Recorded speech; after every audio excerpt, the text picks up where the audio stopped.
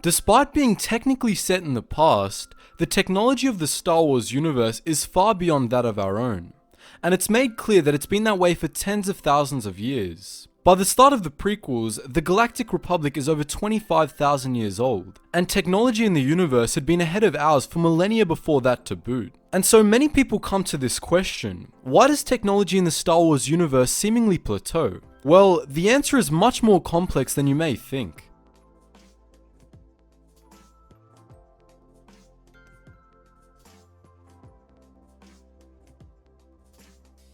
To start, we're going to briefly clarify things with a timeline of advancement in the Star Wars universe. By how many thousands of years the inhabitants of the galaxy are ahead of us is unclear.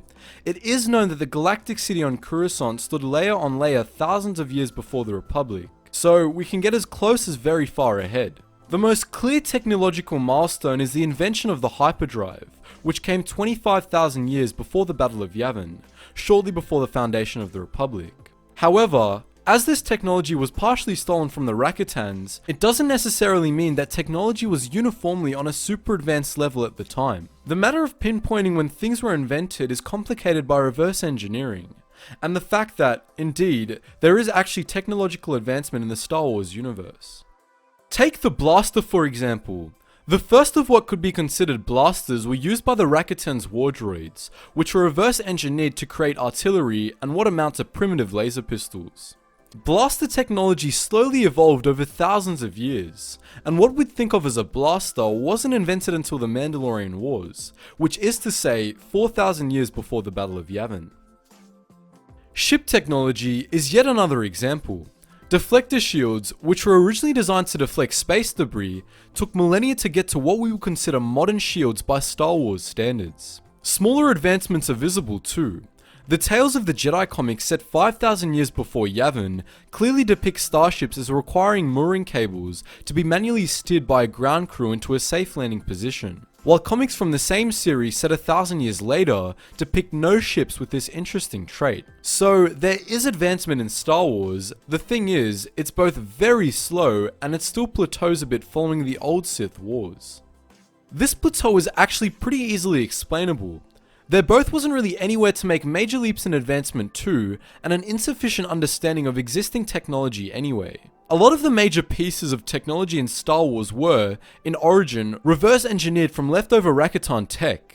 It is therefore not inconceivable that these advancements took thousands of years to perfect, because it's likely that the original inventions weren't fully understood in the first place. Furthermore, when they did finally come to understand how such things worked, which is likely around the time of the old Sith Wars, as that's when there's the closest and most rapid transition from an ancient version of Star Wars tech to what we widely recognize, it's also not inconceivable that they hit a developmental wall. It is, after all, only logical that there's only so far you can go with the means you have.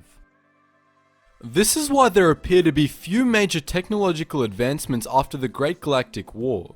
There weren't really any further major advancements to make. However, there was definitely plenty of streamlining. Technical advancement didn't stop after all, it simply slowed dramatically, meaning that instead of major advancement after major advancement, you get thousands of minor advancements that improve technology, just not too noticeably as far as storytelling is concerned.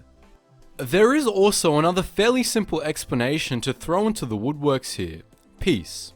War is the single greatest factor in advancing just about any form of technology, and considering that Star Wars is all about conflict, the technology we're exposed to would likely only advance during periods of conflict anyway. This is why we see such a rapid improvement in the few hundred years between the Beast Wars of Onderon, which is technically the start of the Old Sith Wars, and the Great Galactic War, part of the mess that is the end of the Old Sith Wars. Combat technology stagnated afterwards because for 1,500 years, there was no major war to necessitate advancement. We then get 1,000 years of war followed by 1,000 years of peace. There's not much advancement overall in either, because the latter was peacetime and the former was a dark age that actually saw the decline and then the re-advancement of technology as the Republic crumbled to the brink of utter ruination. Also guys, just before you go, make sure you check out the wider Geetsly's community. If you want to talk Star Wars, make sure you check out the Discord links in the description below. And if you actually want to play some Star Wars, you should check out our Geetsly's Gaming Network and Gmod role-playing servers to play as a Stormtrooper, a Clone Trooper, and pretty much any Star Wars character your heart desires. Also, if you're a history buff, make sure you check out our second channel called The Front, where we talk about niche World War II, World War I, and Vietnam War topics. Anyways guys, as always, thanks for watching, and I hope to see you in the next video.